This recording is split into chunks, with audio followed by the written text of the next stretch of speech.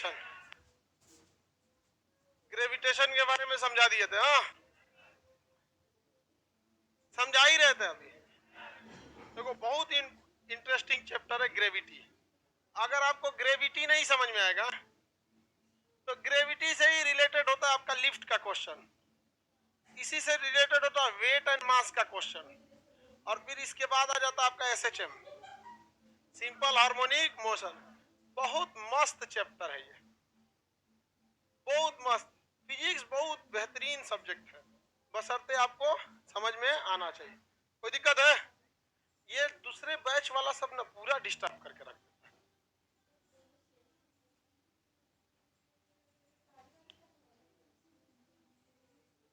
तुम कहाँ घूम रहा था?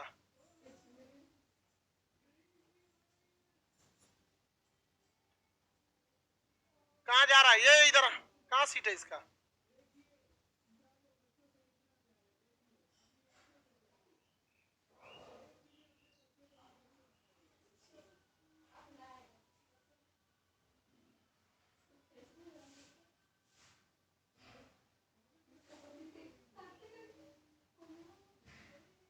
फिजिक्स का फादर किसे कहते हैं? न्यूटन। इसमें यार इसमें पूछने वाली बात है। अरे वही है न्यूटन रे, पूरा नाम बोलता है सर आइजैक न्यूटन। अब खान सर बोलो पूरा समझ जाएगा ना। मतलब अब खान सर को फादर ऑफ फिजिक्स नहीं कह रहे हम, कहने का सेंस है कि पूरा नाम किसी को क्या जानना है, तुम लोग पूरा गधा है। ग्रेविटी, ग्रेविटी, गुरुत्वा, अरे समझ जाना इतने पे।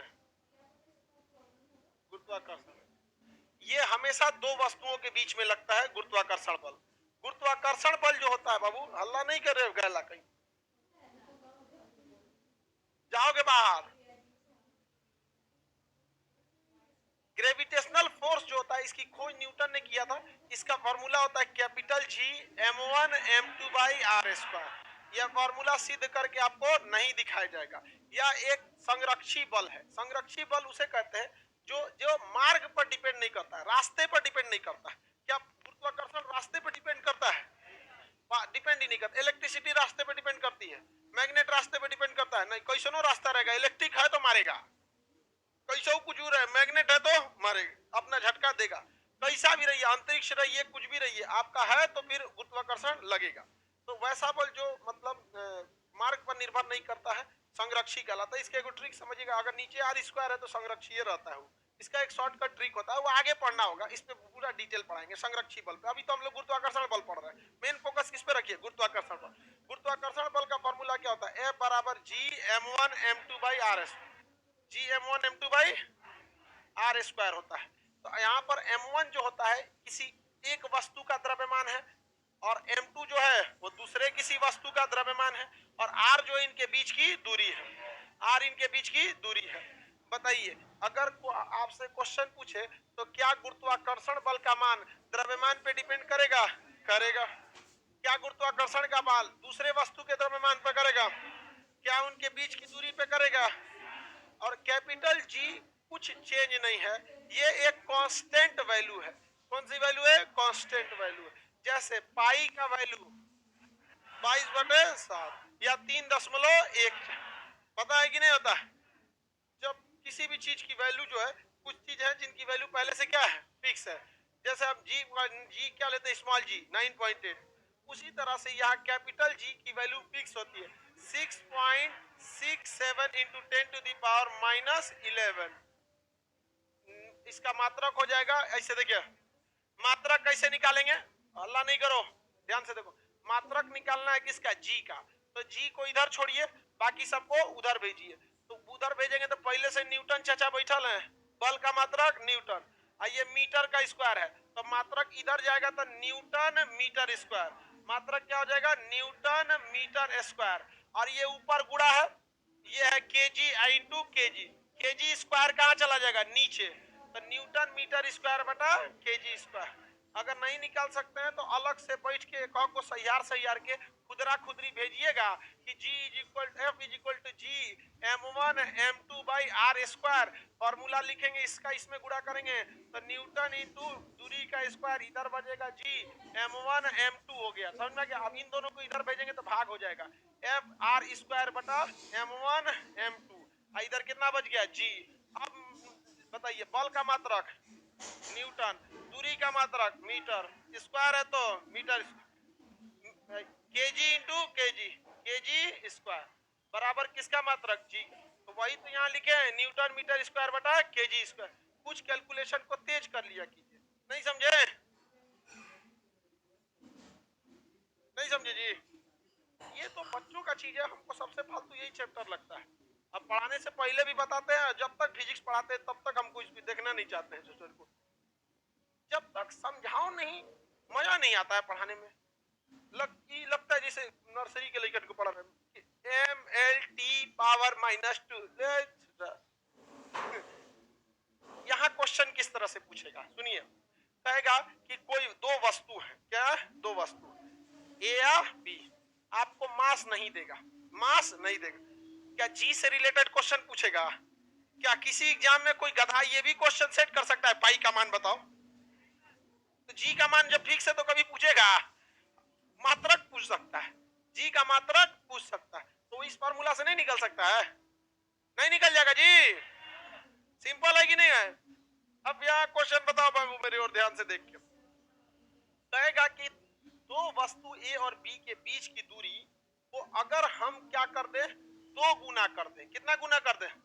यानी पहले कुछ था उसमें हमने क्या कर दिया, दो गुना, दो गुना कर दिए। क्या कर दिए? दो गुना कर दिए।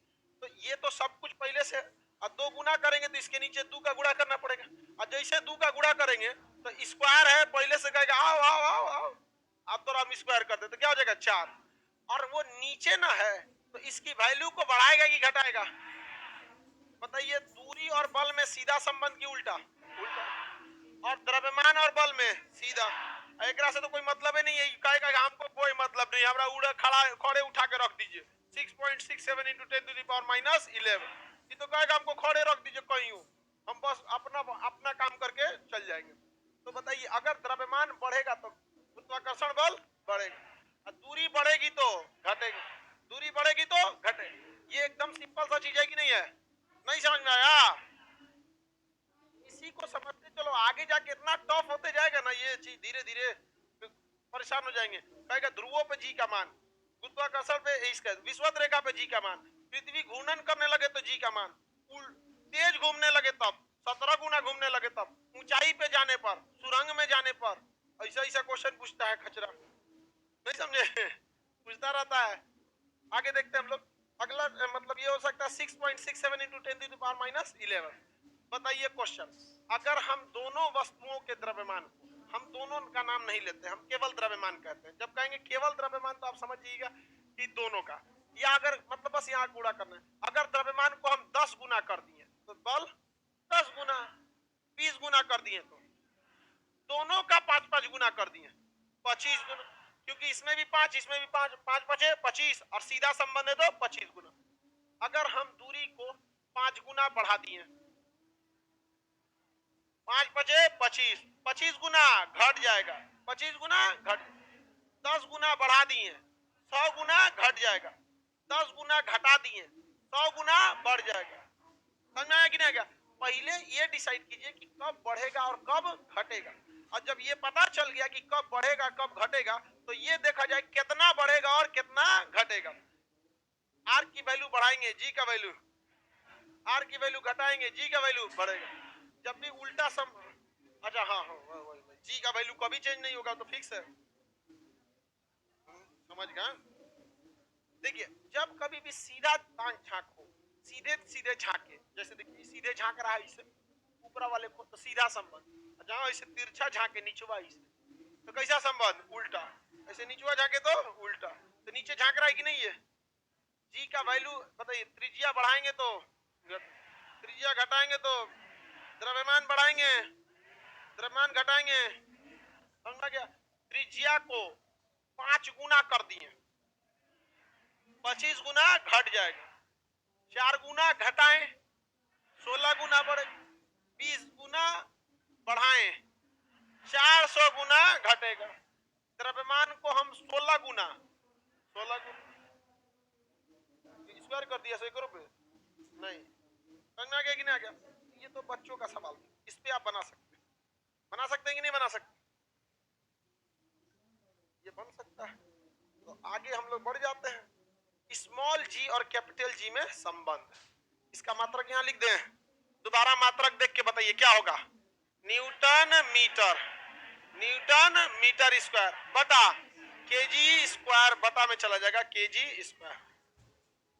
कैपिटल जी और स्मॉल जी में संबंध, जब आप इंटरमीडिएट की पढ़ाई पढ़ रहे होंगे तो आपको यह सिद्ध करने के लिए आता है, बट आप अपनी एकेडमिक पढ़ाई को छोड़ के कंपटीशन की पढ़ाई में आ गए हैं।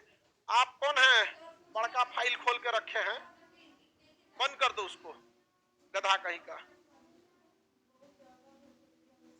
वकील ऐसा फाइल लेके आया इतना बड़का, इस चीज को सीधे डाउनलोड मारो, एकदम सीधे डाउनलोड मारना चाहिए।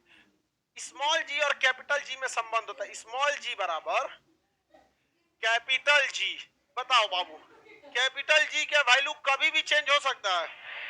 हाँ, स्मॉल जी तो capital G m by R square,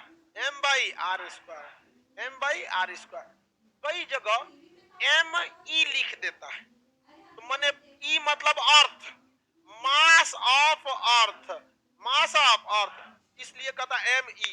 तो भैया हम चांद पे थोड़े रहते हैं, तो हमरा क्या जरूरत है बतैले भी नहीं कि अर्थ पे रहते हो, पता है नहीं समझे? हमको पता ही है तो हम क्या ही लिखे। आप अपने पिताजी को क्या बोलते हैं, पिताजी कि मेरे पिताजी? सब लोग अपने पिता, पता ही पिताजी बोल रहा है तो उसी का ना होगा भाई, तो उसमें मेरा लगाने की क्या जरूरत है? बस सीधा लिखो G M by R square, जहां एम किसका द्रव्यमान, पृथ्वी, आर किसकी त्रिज्या, पृथ्वी की त्रिज्या। तो बोलना जरूरत है कि पृथ्वी की त्रिज्या, बोलने की जरूरत है कि पृथ्वी का द्रव्यमान। तो बताइए किसकी गुरुत्वीय शक्ति निकलेगी, पृथ्वी का। किसका निकलेगा, पृथ्वी का निकलेगा। दोनों में संबंध बता सकते हैं ना। स्मॉल जी बराबर capital G M by R square, इसमें कैपिटल और स्मॉल जरूर बोलिए। स्मॉल जी बराबर capital G M by R square, capital G M by R square, capital G M by R square. देखिए इस कैपिटल जी की value पता है, पृथ्वी का द्रव्यमान पता है, पृथ्वी की त्रिज्या पता है 6400 किलोमीटर है। इन सब को काट कूट के जब भाग देंगे तो जी की वैल्यू आती है 9.8 मीटर पर सेकेंड स्क्वायर, मीटर पर सेकेंड स्क्वायर क्या आता है, मीटर पर सेकेंड स्क्वायर। आगे बढ़ जाए, ये तो समझ में आ ही गया होगा आप लोगों को। तो कैपिटल जी और स्मॉल जी से संबंध, जैसे हम यहाँ ऊपर नीचे करके क्वेश्चन पूछे वैसे यहाँ भी पूछ सकता है कि नहीं पूछ सकता। क्या स्मॉल जी की वैल्यू, देखते चलिए, क्या स्मॉल जी की वैल्यू इस कैपिटल जी पे डिपेंड करेगा?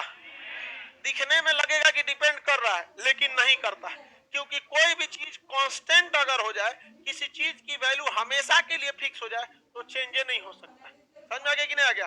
वो उसको प्रभावित नहीं कर सकता है। जैसे कोई इंसान जिंदा है तो आपको प्रभावित कर सकता है, दोस्त या दुश्मन बन के। मर गया तो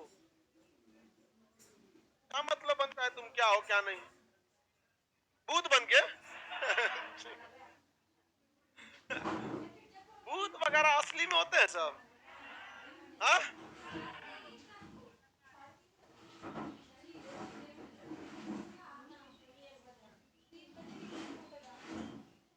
आगे बढ़ते हैं। देखो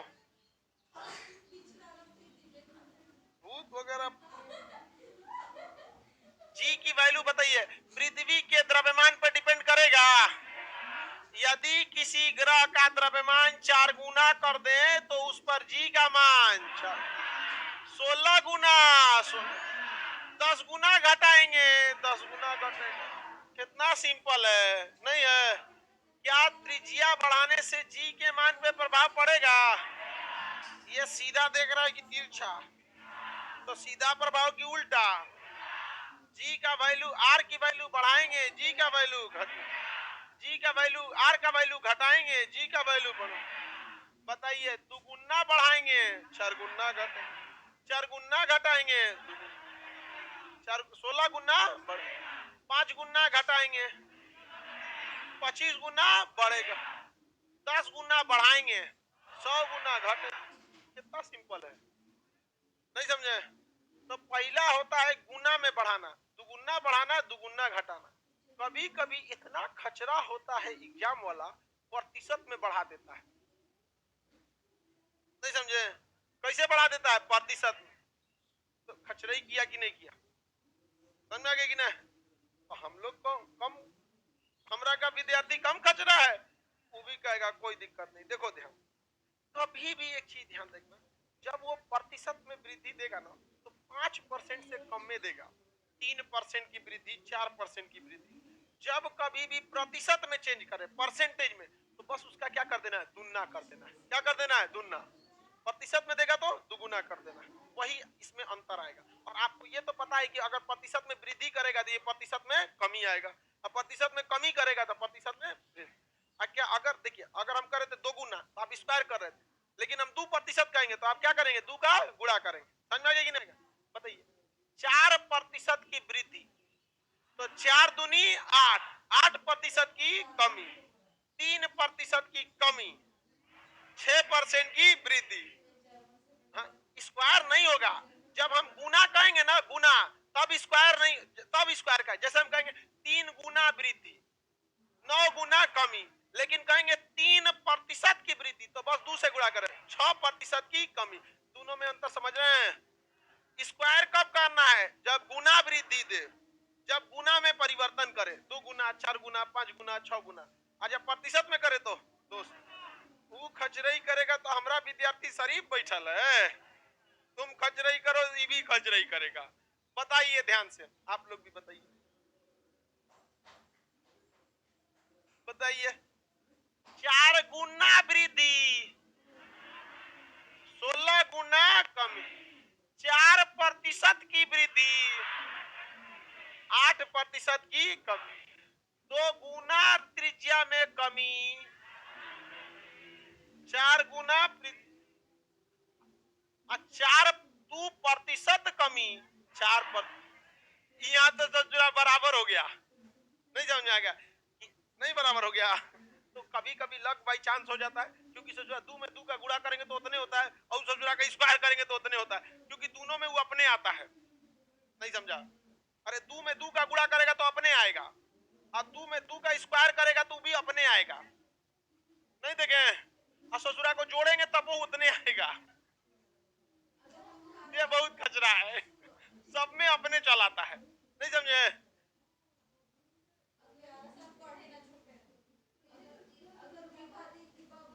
आप लोग को समझ में आ रहा है? बताओ भाव लोग, लड़की लोग बस बताइए। 3 गुना की कमी, 9 गुना की वृद्धि। बहुत समझदार हो गई ये सब। अरे हाँ, प्रतिशत वाला पूछे ये सबको लग रहा है कि नहीं बता पाएगी सब। देखो, 2.5% की कमी, 5% की वृद्धि। देख कितना समझदार हो गई सब। जा, सबसे ज्यादा टेंशन में ना काला वाला है सब।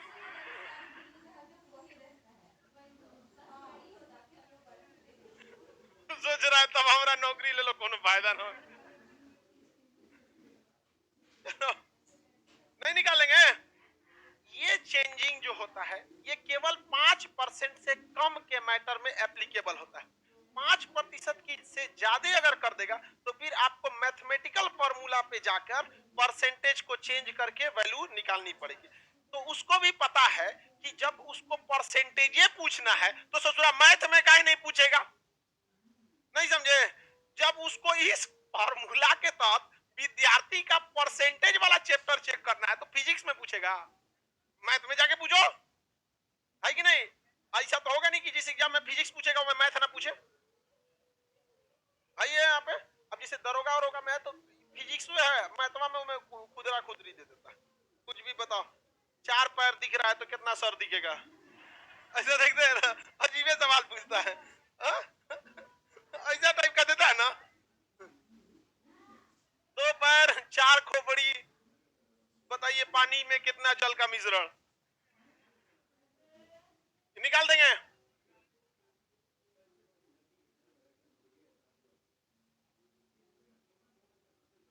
5% से ज्यादा पूछेगा तो आपको मैथमेटिकल फॉर्मूला पे बताना पड़ेगा, मैथ पढ़िएगा तो उसमें पता करना पड़ेगा, परसेंटेज चैप्टर में, ठीक है। चलिए अब आगे और पूछते हैं। 3.5% की वृद्धि 7% की कम, लड़की बताओ 3.5 गुना।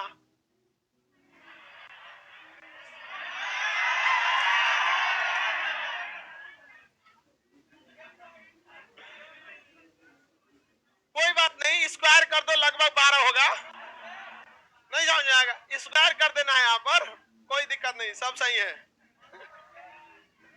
लड़का बताएगा, लड़का बताएगा, सुनो ध्यान से, अरे उसको वही बताएगा, 2000 पूछ रहे हैं। त्रिज्या में 4.6 गुना की कमी।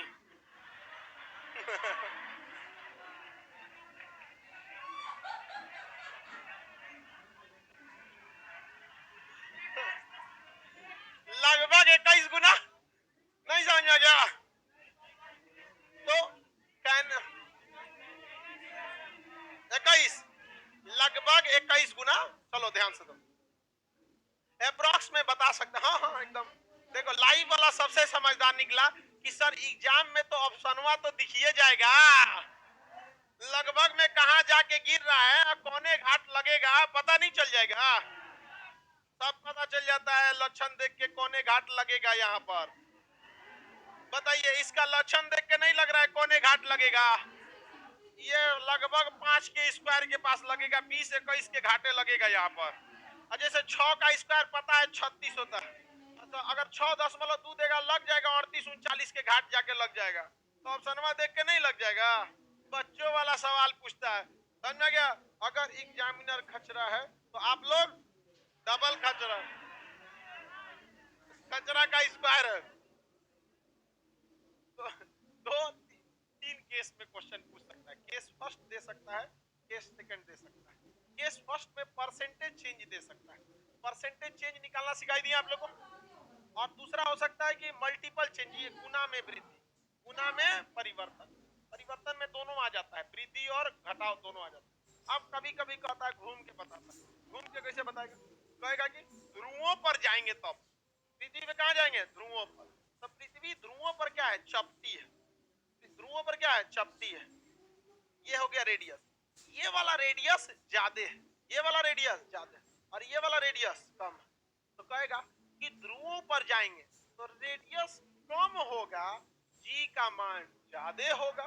कहेगा कि विषुवत रेखा पर जाएंगे तो रेडियस ज्यादा होगा, रेडियस अगर ज्यादा होगा जी का मान कम होगा, जी का मान, नहीं समझे।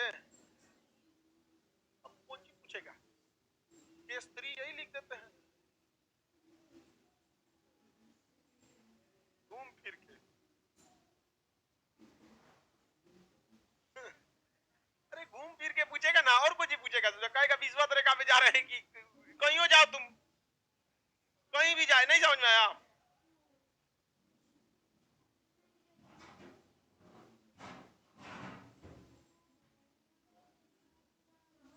आप लड़कों को न्यूटन समझते हैं क्या, नहीं आइंस्टीन।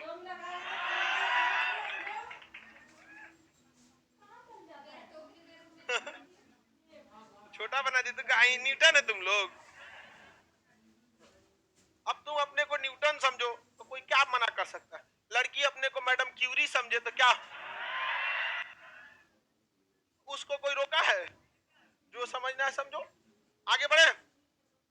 बताइए, ध्रुवों पर जाने पर घूमे फिरेगा तो दुई जगह घूम फिरेगा ससुरा, और कहीं नहीं घूमता, एक ध्रुव पे घूमेगा, कहाँ घूमेगा, ध्रुव पर, एक तो विषुवत रेखा पर, विषुवत रेखा पर घूमता है।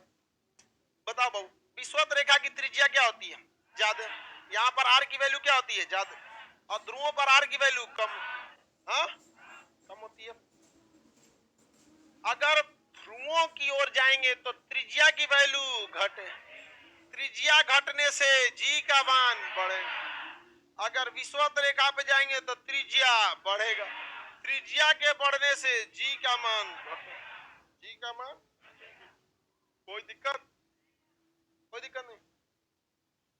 देखिए बाबू, चांद पर जाने से या सुरंग में जाने से वो अलग नियम बनता है ऊंचाई पर जाने पर और गहराई में जाने पर। अभी हम जो घूम रहे हैं ना, पृथ्वी पे घूम रहे हैं, छोड़ के नहीं जा रहे हैं इसको। अभी वो भी आएगा कि सुरंग के गहराई में क्या होगा, पृथ्वी के ऊंचाई पर क्या होगा, त्रिज्या के बराबर ऊंचाई पर, त्रिज्या के 4 गुना ऊंचाई। आप लगता है इंजीनियरिंग मेडिकल से करके आए, इंटर हाल फिलहाल में हुआ, इंटर करवे नहीं की।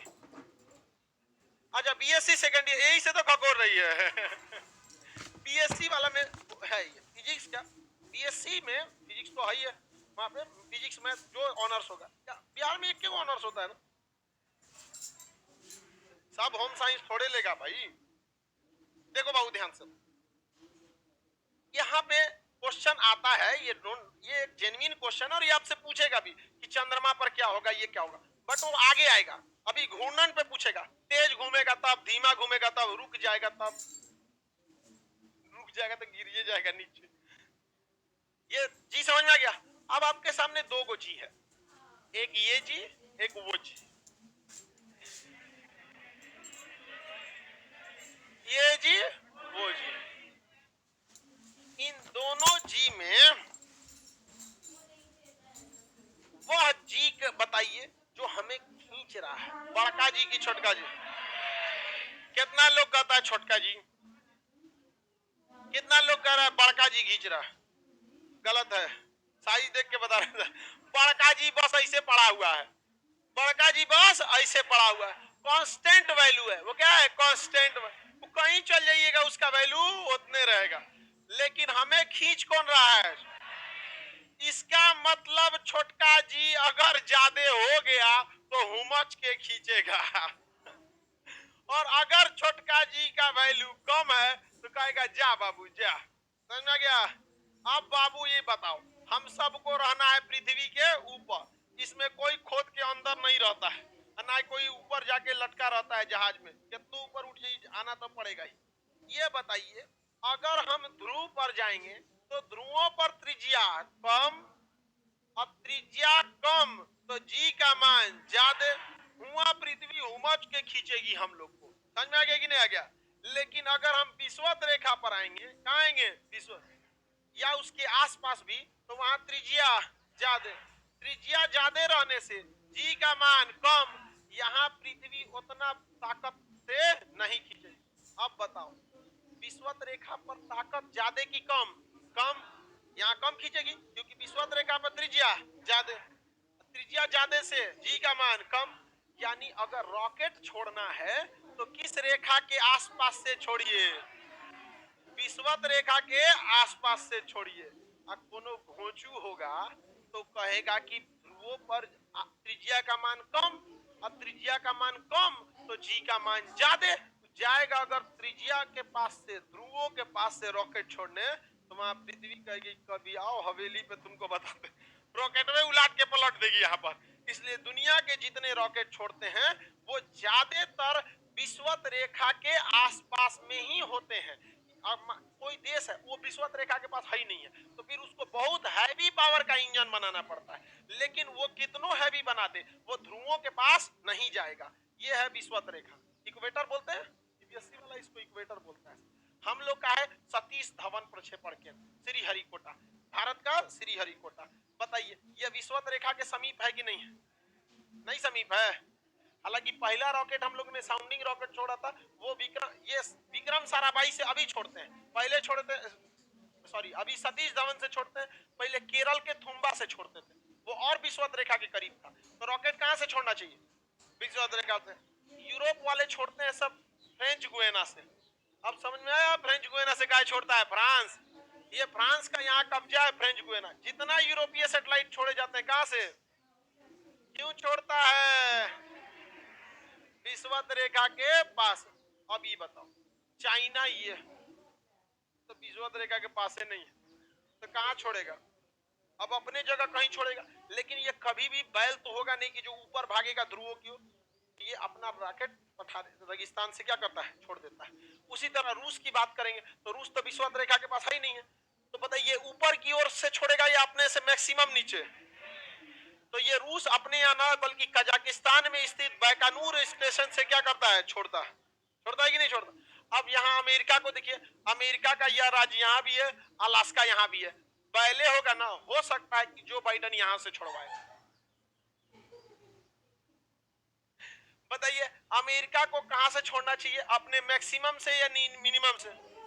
अमेरिका का मिनिमम होता है फ्लोरिडा। देखिए ऐसे ठोड़ जैसे नीचे लटका है ना, तो यहीं से छोड़ता है अपना रॉकेट, क्योंकि विषुवत रेखा से क्या है, करीब। तो कोई भी रॉकेट विषुवत रेखा से क्यों छोड़े जाते,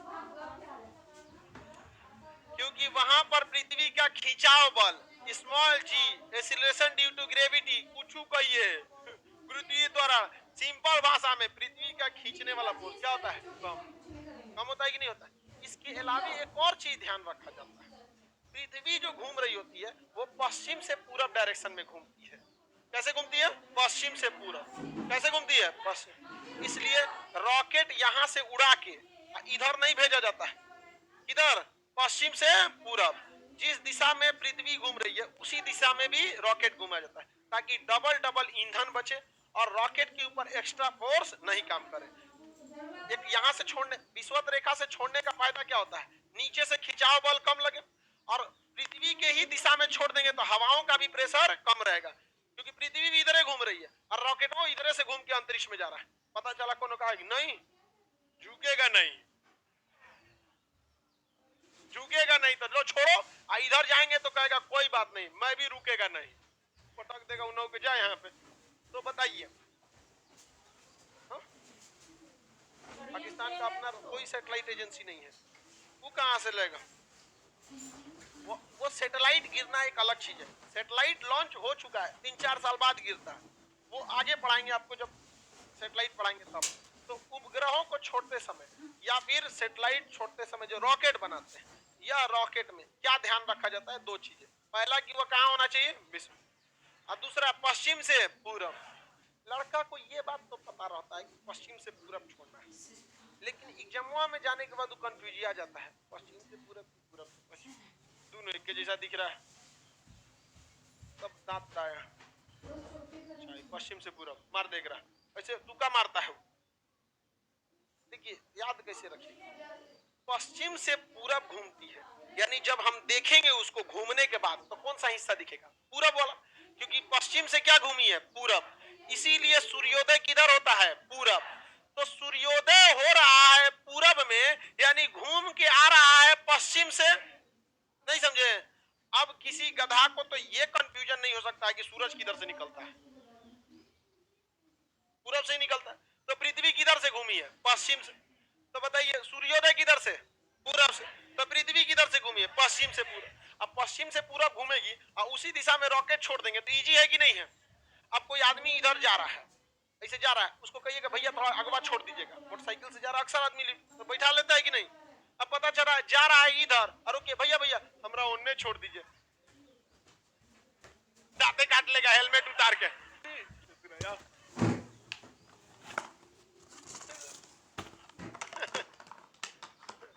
अरे एक बार हमारे साथ ऐसा हुआ था, इसलिए तुमको ये एग्जांपल दे रहे हैं। हम जा रहे थे इस डायरेक्शन में, एक आदमी हाथ दिए कि इन्हें छोड़ दो, हम कहीं याद देख, सबसे बड़ा दांते नहीं काटे रे। सबसे बड़ा क्या था, अगर वो सुनसान सड़क रहती तो समझ में आता, उधर से भी लोग जा रहे हैं इधर से भी जा रहे हैं, ये अपना चाय पी रहा तो रोकवा दिया, रोक छोड़ दिया, हमको बैठ गया, हमको तो इधर जाना था, कारण हमें इधर जाना था, हम ओकरा लेते गए उधर। बाद में बेचारा बूढ़ा था तो घुमा के लाए, छोड़ दिए वहां पर। उनको हम समझेबो किए कि बाबा गुरुत्वाकर्षण नहीं समझ रहे हैं, हमको इधर जाना है। सुनसान सड़क रहती, कोई नहीं मिल रहा है तो एक समझ में आता, उधर भी गाड़ियां जा ही रही हैं, बहुत सारा गाड़ी उधर दीजिए, तो हम देखे नहीं ना कि आप आए किधर से। चलो भाई घुमा के छोड़ देते हैं। लेकिन इस तरह से कहीं लिफ्ट मांगा जाता है, और मुझे बुजुर्ग थे तो हम कुछ नहीं बोले, अगर जवान रहता ना तो पीट वो करते हैं। तो हमेशा लिफ्ट मांगिए उस डायरेक्शन में जिस डायरेक्शन में है, हमेशा डायरेक्शन मैच कीजिए। जैसे मान के चलिए आप लोग ग्रुप डी वाले हैं तो ग्रुप डी वाले से लिफ्ट मांगिए, नहीं समझे? तब तब सुटेबल रहेगा। आगे बढ़ जाए तो बताइए, गुरुत्वाकर्षण सब समझ में आ गया कि नहीं आ गया? क्या हो गया जी इसको? उसका भी तबीयत खराब। चलो अब आगे सुनो बाबू ध्यान से, अब इतना ही रहने देते हैं। आप अगला क्लास हम लोग करेंगे होली के बाद 22 मार्च को। कितने मार्च को? आप सब लोगों को हैप्पी होली, सब लोगों को हैप्पी होली। लड़की का तबीयत खराब हो गया, उनको निकल जाने दीजिए।